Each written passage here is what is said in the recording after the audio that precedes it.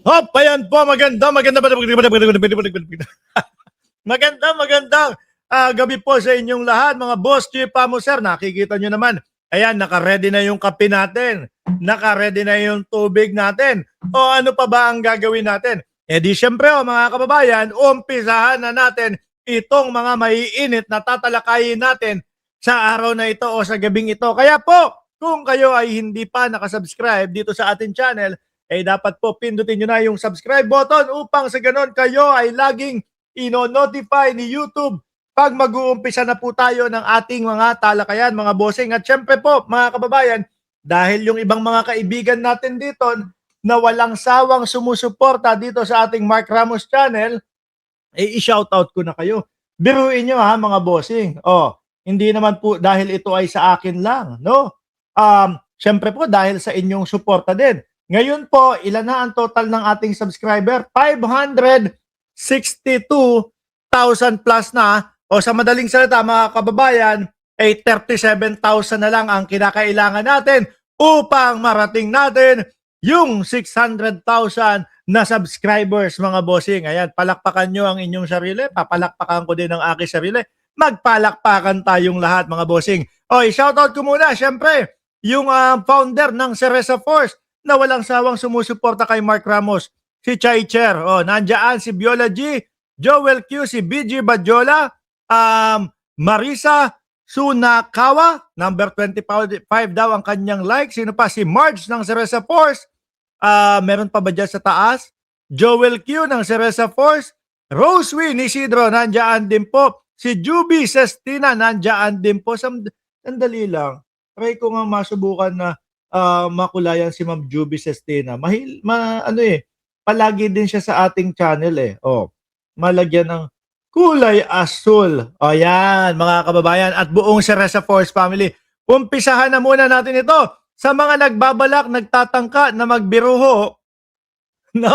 Na magbiro, na alam daw nila si Bato de la Rosa kung saan nagtatago o kung saan nakasingit, mga kababayan, wag nyo na pong subukan. Bakit ho, mga bossing? Kasi po, tignan nyo ang nangyari dito sa mamang ito, mga kababayan. Sabi dito, lalaking nagpanggap na may nalalaman umano sa kinaroroonan ni Senator Ronald Bato de la Rosa, inaresto matapos lokohin si NBI Director Melvin Matibag. Hindi yun naman kasi, mga kababayan, seryoso po ang ating mga kapulisan, ang ating mga masisipag at matatalinong National Bureau of Investigation, tapos lolokohin mo, bibigyan mo ng maling impormasyon, arestado ka talaga. Diyan. Wag po nating gawing katatawanan yung ginagawa pong paghuli, pag-aresto doon po sa mga pugante na ginagawa po ng mga NBI at ang ating PNP, CIDG, no? Dahil alam niyo po yung tinutugis ngayon, delikadong tao na ho, mga kababayan. 116 o 117 na illegal na mga barel ang dala ng grupo ni Bato de la Rosa, mga kababayan. Nandiyan na si Jenny Ramos, gumaganda na naman ng araw ko. Tapos tatawagin ka, Sir Mark. 116 to 117 ang dala-dala nilang barel, mga kababayan. Noong una, legal pa ho ito. No? Kasi may mga dokumento at may mga papeles. Pero ngayon mga kababayan, simula nung Friday pa yata ho iyon o Miyerkules pa ho yata iyon, ni-revoke na po yung mga papeles, dokumento ng mga barel ni Bato de la Rosa ho, mga bossing. Yan ho, no? Kaya gawin nating seryoso, gawin nating talagang ang pagtulong dito po sa mga kapulisan para po mahuli na, maaresto na po yung wanted, pugante, no, delikadong tao, armadong tao na si Bato de la Rosa ho, mga kababayan. Okay? Wag na nating gawin biru-biruin po. Kung talagang alam na at nalalaman natin kung nasaan ang lokasyon ni Tobats, mga bossing, ipagbigay alam yung totoo. Chai Cher, Birahan by Mark Ramos, returning very soon. Sa AUNO po, umpisa na agad yan, mga kababayan. Tuloy ko ha. lalaking nagpanggap na may nalalaman umano sa kinaroroonan ni Senator Ronald Bato de la Rosa, inaresto matapos lokohin si NBI Director Melvin Matibag. O ngayon naman ho mga kababayan, kasama din po dito kay Bato de la Rosa din yung isusunod nating video na ipapakita, kasama din po nitong topic na ito. Ito pong asawa, yung Esme ni Bato de la Rosa, mga kababayan. Pakinggan ho natin. Alerto ang lahat ng opisina ng National Bureau of Investigation sa buong bansa para agad na maaresto si Senador Bato de la Rosa. Nakita niyo po yan?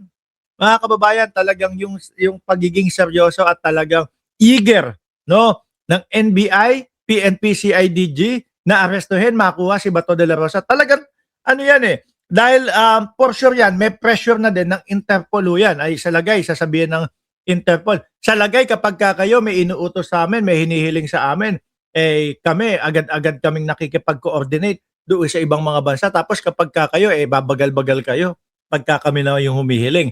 Kaya po talagang puspusan at porsigido na mahuli. Tingnan niyo po, lahat ng opisina ng NBI,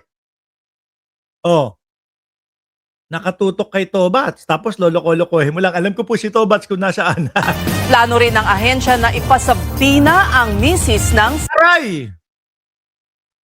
Alam niyo po, ayan, dumating na sa punto na dumating na po si Ma'am Dalibabe Castro. Yan, shout out po sa inyo. No? Alam niyo po, imposible namang hindi niyo alam kung saan ang kinaroroonan ni Bato de la Rosa. No? Alam niyo po iyan, Madam, mga sir. No? Kayo na nga ho ang nagsabi, Madam, na Mrs. ni Bato de la Rosa, pugante ang inyong asawa na tumakas sa premises ng Senado. Di ba? Ngayon, dapat nakikipagtulungan na kayo. Yan hindi, dumadagdag pa doon sa dumadagdag pa sa stress ni Bato de la Rosa itong Esme. senador. At live mula sa NBI headquarters sa Pasay, nasa frontline ng balitang yan si Gio Robles. Gio, bakit kailangan ipasabina ng NBI si Mrs. Nancy de la Rosa? Right. For sure, alam niya yan. Tsaka di ba, siya yung nagbibigay ng mga impormasyon at siya yung nagbibigay ng mga salita na nanggagaling kay Bato de la Rosa, yung Esme niya. Ses, isa nga ang asawa ni De La Rosa sa mga balak ipatawag ng National Bureau of Investigation ayon mismo kay NBI Director Melvin Matibag. Anya, isa si Mrs. Nancy de la Rosa sa mga huling nakasama ng senador bago ito tuluyang maglaho mula sa mata ng publiko. At saka, di ba yun nga, yung bago maglaho sa mata ng publiko, which is ang sinasabi dito, ay yung galing sa Senado ho, mga kababayan.